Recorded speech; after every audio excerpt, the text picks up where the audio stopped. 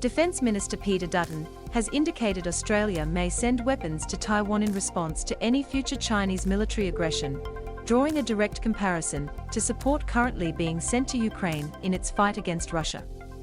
Key points: Mr Dutton warned China was ammasing nuclear weapons. Mr Dutton warned China was ammasing nuclear weapons. Labour said it was wrong for the Defence Minister to answer hypotheticals about military action. Labour said it was wrong for the Defence Minister to answer hypotheticals about military action. Mr Dutton said Australia could acquire nuclear submarines earlier than 2040. Mr Dutton also revealed Australia might acquire nuclear submarines earlier than the expected 2040 timeline, with details on design and construction to be announced within a couple of months, and possibly before a federal election. When directly asked about the prospect of arming Taiwan on insiders, Mr Dutton said, "I think we do whatever we can to deter China from acts of aggression in our region. Let's be very clear. We want peace to prevail in our region, but you don't have that peace if you are arguing from a position of weakness," Mr Dutton said. "There is no sense in pretending that it is not happening, that the acquisition of nuclear weapons by China is not happening. It is happening, and they are amassing huge forces." Federal Labor has criticised Mr Dutton for previously saying it would be inconceivable for Australia not to join military action if the US defended Taiwan. "It would be completely wrong and wrong-headed for us to be answering such hypotheticals. And we think the Defence Minister made a mistake in that regard," Shadow Defence Minister Brendan O'Connor said on Sunday. "I don't recall any Defence Minister in our history, certainly recent history, that would ever answer a question in the positive about a hypothetical question about whether we would find ourselves engaged in a full-blown war with a nuclear superpower."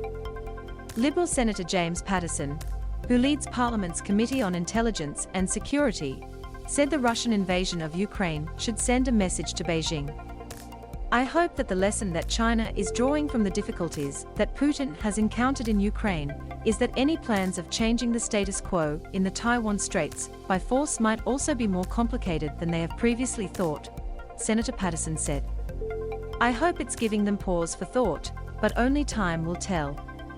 Mr Dutton confirmed that missiles and ammunition supplied by Western nations, including Australia, had now arrived in Ukraine. "Our desire is to see the Ukrainians extract a very significant cost on the Russians, both in terms of their reputation and their so-called military might," he said. Submarine timeline condensed. Mr Dutton also revealed the government would announce, within a couple of months, which nuclear-powered submarines it planned to acquire as part of the new AUKUS alliance with the United States and United Kingdom. When AUKUS was unveiled in September last year, torpedoing Australia's $90 billion submarine contract with France, the government said it would take 18 months to identify the best way to acquire and build the new fleet, using either US or UK technology. However, Mr Dutton is now indicating that timeline has been dramatically condensed, raising the prospect of a pre-election announcement. "We will have an announcement within the next couple of months about which boat we are going with, what we can do in the interim," he said.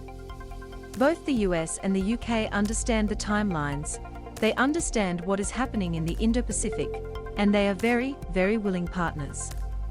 The new fleet, to replace the aging Collins-class submarines, is not expected to hit the water until 2040, but Mr Dutton suggested that date might be brought forward. "We are going to acquire the capability much sooner than that," he said.